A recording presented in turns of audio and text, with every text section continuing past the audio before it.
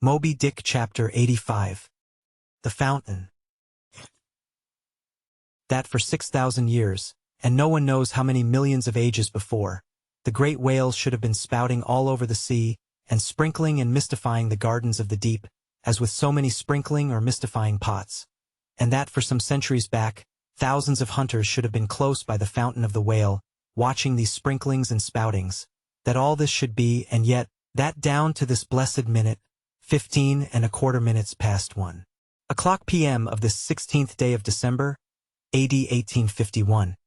It should still remain a problem, whether these spoutings are, after all, really water or nothing but vapor. This is surely a noteworthy thing. Let us, then, look at this matter along with some interesting items contingent. Everyone knows that by the peculiar cunning of their gills, the finny tribes in general breathe the air which at all times is combined with the element in which they swim. Hence, a herring or a cod might live a century, and never once raise its head above the surface. But owing to his marked internal structure which gives him regular lungs, like a human being's, the whale can only live by inhaling the disengaged air in the open atmosphere. Wherefore the necessity for his periodical visits to the upper world. But he cannot in any degree breathe through his mouth, for, in his ordinary attitude, the sperm whale's mouth is buried at least 8 feet beneath the surface, and what is still more, his windpipe has no connection with his mouth. No, he breathes through his spiracle alone, and this is on the top of his head. If I say that in any creature breathing is only a function indispensable to vitality, inasmuch as it withdraws from the air a certain element, which being subsequently brought into contact with the blood imparts to the blood its vivifying principle, I do not think I shall err, though I may possibly use some superfluous scientific words. Assume it, and it follows that if all the blood in a man could be aerated with one breath, he might then seal up his nostrils and not fetch another for a considerable time. That is to say, he would then live without breathing.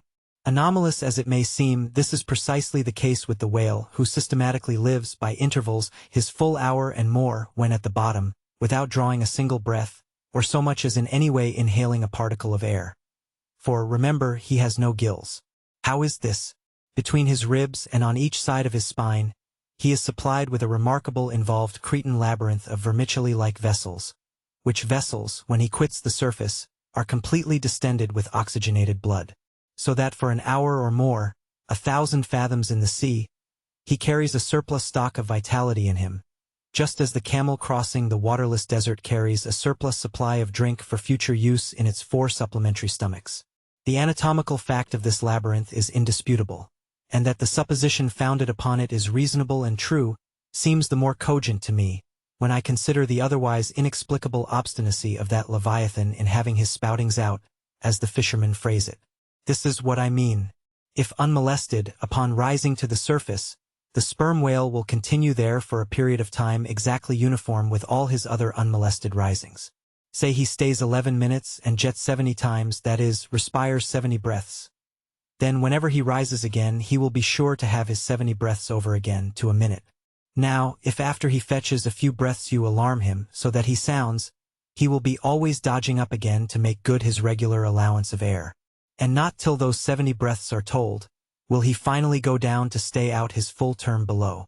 Remark, however, that in different individuals these rates are different, but in anyone they are alike. Now, why should the whale thus insist upon having his spoutings out, unless it be to replenish his reservoir of air descending for good? How obvious is it, too, that this necessity for the whale's rising exposes him to all the fatal hazards of the chase. For not by hook or by net could this vast Leviathan be caught, when sailing 1,000 fathoms beneath the sunlight. Not so much thy skill, then, O hunter, as the great necessities that strike the victory to thee. In man, breathing is incessantly going on, one breath only serving for 2 or 3 pulsations, so that whatever other business he has to attend to, waking or sleeping, breathe he must or die he will. But the sperm whale only breathes about 1/7 or Sunday of his time. It has been said that the whale only breathes through his spout hole. If it could truthfully be added that his spouts are mixed with water, then I opine we should be furnished with the reason why his sense of smell seems obliterated in him. For the only thing about him that at all answers to his nose is that identical spout hole, and being so clogged with 2 elements, it could not be expected to have the power of smelling. But owing to the mystery of the spout, whether it be water or whether it be vapor, no absolute certainty can as yet be arrived at on this head. Sure it is, nevertheless, that the sperm whale has no proper olfactories. But what does he want of them? No roses, no violets, no cologne water in the sea. Furthermore, as his windpipe solely opens into the tube of his spouting canal, and as that long canal, like the Grand Erie Canal, is furnished with a sort of locks that open and shut, for the downward retention of air or the upward exclusion of water, therefore the whale has no voice, unless you insult him by saying that when he so strangely rumbles, he talks through his nose. But then again, what has the whale to say? Seldom have I known any profound being that had anything to say to this world, unless forced to stammer out something by way of getting a living. Oh, happy that the world is such an excellent listener. Now, the spouting canal of the sperm whale, chiefly intended as it is for the conveyance of air, and for several feet laid along, horizontally, just beneath the upper surface of his head, and a little to one side, this curious canal is very much like a gas pipe laid down in a city on one side of a street. But the question returns whether this gas pipe is also a water pipe. In other words, whether the spout of the sperm whale is the mere vapor of the exhaled breath, or whether that exhaled breath is mixed with water taken in at the mouth and discharged through the spiracle. It is certain that the mouth indirectly communicates with the spouting canal, but it cannot be proved that this is for the purpose of discharging water through the spiracle, because the greatest necessity for so doing would seem to be, when in feeding he accidentally takes in water. But the sperm whale's food is far beneath the surface, and there he cannot spout even if he would. Besides, if you regard him very closely, and time him with your watch, you will find that when unmolested, there is an undeviating rhyme between the periods of his jets and the ordinary periods of respiration. But why pester one with all this reasoning on the subject? Speak out. You have seen him spout. Then declare what the spout is. Can you not tell water from air? My dear sir, in this world it is not so easy to settle these plain things. I have ever found your plain things the knottiest of all. And as for this whale spout, you might almost stand in it, and yet be undecided as to what it is precisely. The central body of it is hidden in the snowy sparkling mist enveloping it, and how can you certainly tell whether any water falls from it, when always, when you are close enough to a whale to get a close view of his spout, he is in a prodigious commotion, the water cascading all around him. And if at such times you should think that you really perceive drops of moisture in the spout, how do you know that they are not merely condensed from its vapor? Or how do you know that they are not those identical drops superficially lodged in the spout-hole fissure, which is countersunk into the summit of the whale's head? For even when tranquilly swimming through the midday sea in a calm, with his elevated hump sun-dried as a dromedary's in the desert, even then, the whale always carries a small basin of water on his head, as under a blazing sun you will sometimes see a cavity in a rock filled up with rain. Nor is it at all prudent for the hunter to be over-curious touching the precise nature of the whale spout. It will not do for him to be peering into it, and putting his face in it. You cannot go with your pitcher to this fountain and fill it, and bring it away. For even when coming into slight contact with the outer, vapory shreds of the jet, which will often happen, your skin will feverishly smart, from the acridness of the thing so touching it.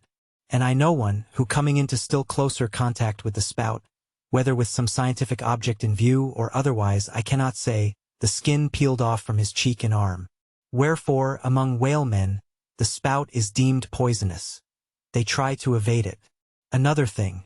I have heard it said, and I do not much doubt it, that if the jet is fairly spouted into your eyes, it will blind you. The wisest thing the investigator can do then, it seems to me, is to let this deadly spout alone. Still, we can hypothesize even if we cannot prove and establish. My hypothesis is this, that the spout is nothing but mist. And besides other reasons, to this conclusion I am impelled, by considerations touching the great inherent dignity and sublimity of the sperm whale. I account him no common, shallow being, inasmuch as it is an undisputed fact that he is never found on soundings or near shores. All other whales sometimes are. He is both ponderous and profound. And I am convinced that from the heads of all ponderous profound beings, such as Plato, Pyrrho, the devil, Jupiter, Dante, and so on, there always goes up a certain semi-visible steam, while in the act of thinking deep thoughts. While composing a little treatise on eternity, I had the curiosity to place a mirror before me, and ere long saw reflected there, a curious involved worming and undulation in the atmosphere over my head. The invariable moisture of my hair, while plunged in deep thought, after 6 cups of hot tea in my thin shingled attic of an August noon. This seems an additional argument for the above supposition. And how nobly it raises our conceit of the mighty, misty monster, to behold him solemnly sailing through a calm tropical sea. His vast, mild head overhung by a canopy of vapor, engendered by his incommunicable contemplations, and that vapor, as you will sometimes see it, glorified by a rainbow, as if heaven itself had put its seal upon his thoughts. For, D.C., rainbows do not visit the clear air. They only irradiate vapor. And so, through all the thick mists of the dim doubts in my mind, divine intuitions now and then shoot, enkindling my fog with a heavenly ray. And for this I thank God. For all have doubts. Many deny. But doubts or denials, few along with them have intuitions. Doubts of all things earthly, and intuitions of some things heavenly. This combination makes neither believer nor infidel, but makes a man who regards them both with equal eye.